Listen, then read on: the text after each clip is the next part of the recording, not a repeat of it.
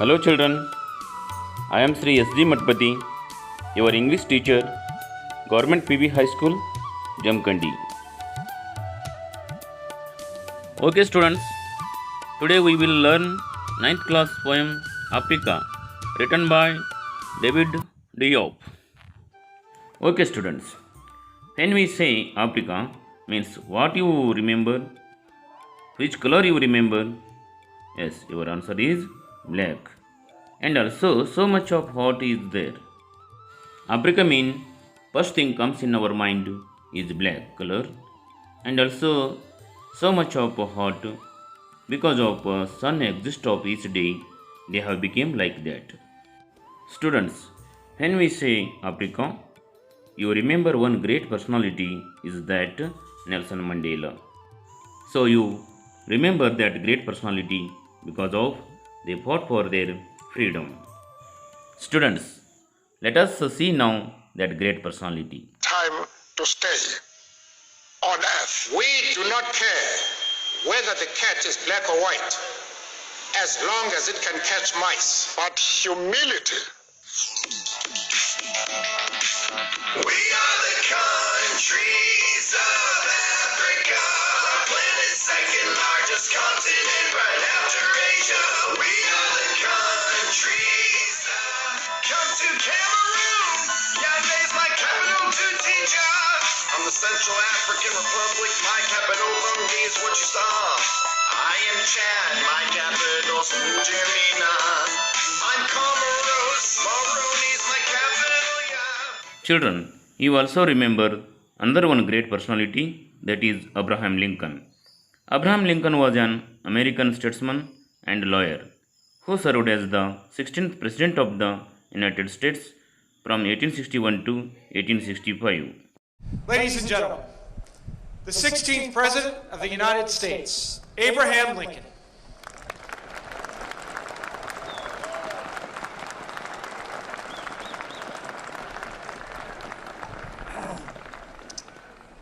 Fourscore and 7 years ago, our fathers brought forth on this continent a new nation, conceived in liberty and dedicated to the proposition that all men are created equal. Student, before we going to learn the poem, first we learn about the poet.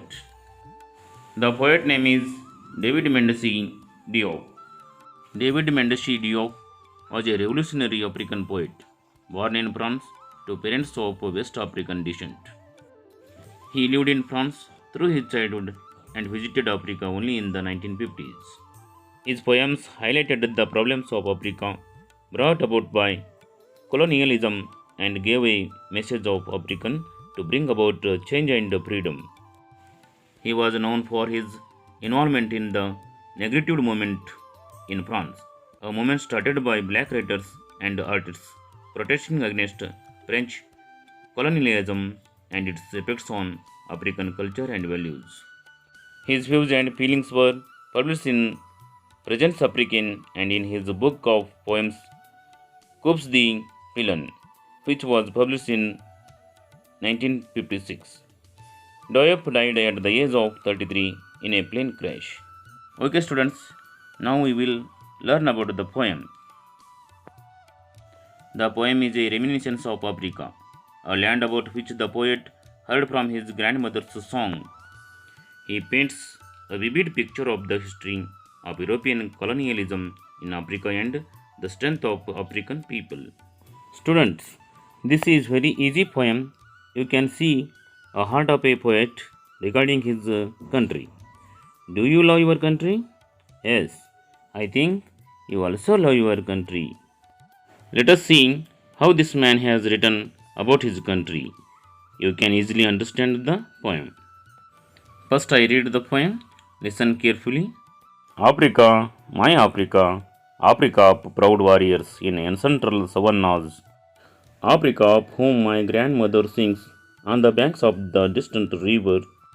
I have never known you, but your blood flows in my veins. Your beautiful black blood that irrigates the fields, the blood of your sweat, the sweat of your work, the work of your slavery, the slavery of your children, Africa, tell me, Africa, is this you, this back that is bent, this back that breaks under the weight of humiliation, this back trembling with red scars and saying yes to the whip under the midi sun? But a grey voice answers me, impetuous, son, that tree, young and strong, that tree there, in splendid loneliness, amidst white and faded flowers. That is Africa, your Africa, that grows again patiently, obstinately, and its fruit gradually acquires the bitter taste of liberty. Okay, students, now we understand the meaning of poem in detail. Hello, children.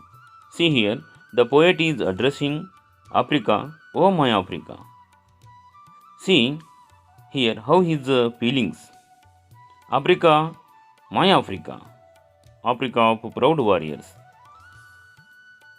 Africa had so many proud warriors. Here, warriors means people who fought for the sake of country.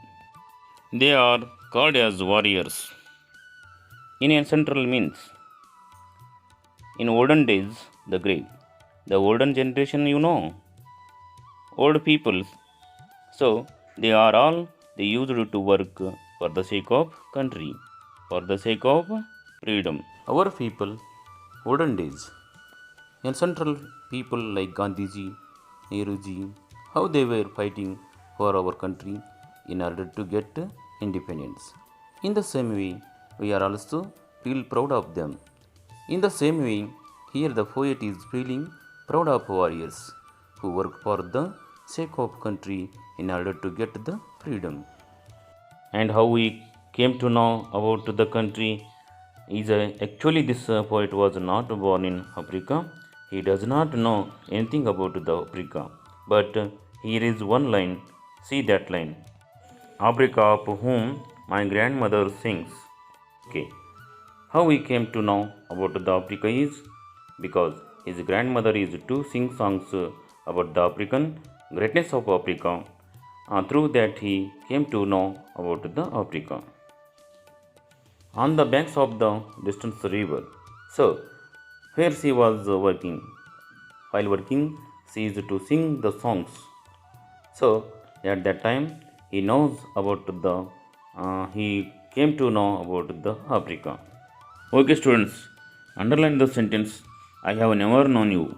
I have never known, it means that he does not belong to that country. Even he was not born in that country, so he did not know about his country. Okay, students, see next. Dear students, underline this sentence. It means an ancestral our forefathers were living in Africa, but later he came to out of the country. I don't know that reason. But still that blood flows in my veins. Like that, suppose here also when we take an example, so many people will be going to one place to another place and settle there. For example, other people from Andhra Pradesh, Tamil Nadu, North India, they are all come and settle in Bangalore for the sake of their job. Underline another one sentence. Your beautiful black blood that irrigates the fields. Yes, he chose hard work. How much hard work that irrigates means working in the fields, right? So, that hard working nature, that blood there is in his body. See the next line's meaning. The blood of your sweat, the sweat of your work. Here, sweat symbolized the hard work. Students, when you will get the sweat, when you do hard work, right? When you consume your entire energy from your body, at that time you will get the sweat. Yes, students, your beautiful appreciation is hard work, though it is black blood, but it shows the how much hard work they are doing for the sake of their nation. Students, see the next line meaning the work of your slavery. It means that they were under the bondage of other. like how we were under the bondage of British, under the authority, under the domination of British people. So, in the same way, African people were under the bondage of other country people. The slavery of your children. Whose children? African children. Africa, tell me Africa. That is asking C. So, we know that I heard about that. Now you tell something about your country. Okay, students, come to next line. Is this you? This back that is bent. Your back has been bent. Why? Because of hard work. That much labor, all much bending and working in the fields. For the sake of other people, the domination, who are taking in the control of the charge of the people. So, is this you back that is bent? It shows the hard work of the slavery, who they were working in the fields, always in the morning to evening, to order to bend in the fields. This back that breaks under the weight of humiliation.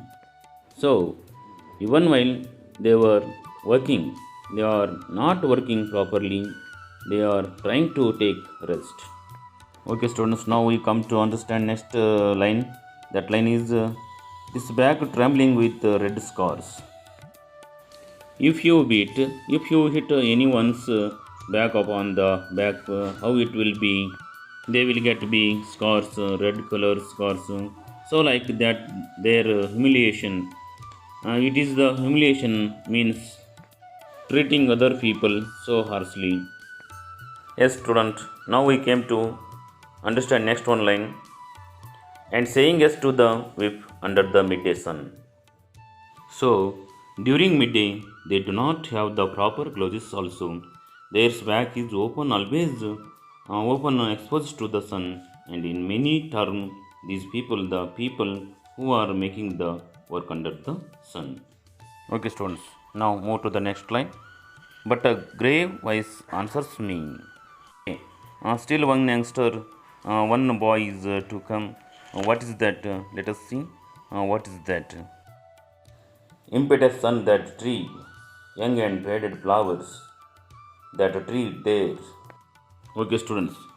Though we were down, still that tree is walking. Till we are trying to grow. We are not down like that tree. We are also. Okay, students. Now we move to another one sentence. In splendid loneliness amidst white and faded flowers. So, in spite of our loneliness, in spite of our trouble, but still white and faded flowers, in spite of that, that is Africa, your Africa. Okay, students, now we came to next line. That grows again patiently, obstinately. So, that still it is young and still it is strong. Okay, one day it will grow and patiently it will grow and obstinately it means so stubble. It will not be going to shrub. Again it will grow and its fruits. Again it will give the fruits, acquire the bitter taste of liberty. At last it will get the fruits. What is that bitter taste of liberty? Liberty means freedom. Anyhow, gradually at last they are going to get the freedom. That is their hope. And of course now the Africa is free. Now it is well. There is no dominating on that country. At last they got the bitter taste of liberty. They got the freedom. But how they got the freedom? So much of humiliation. Thank you, students. So you know this poem. Read this poem and memorize it.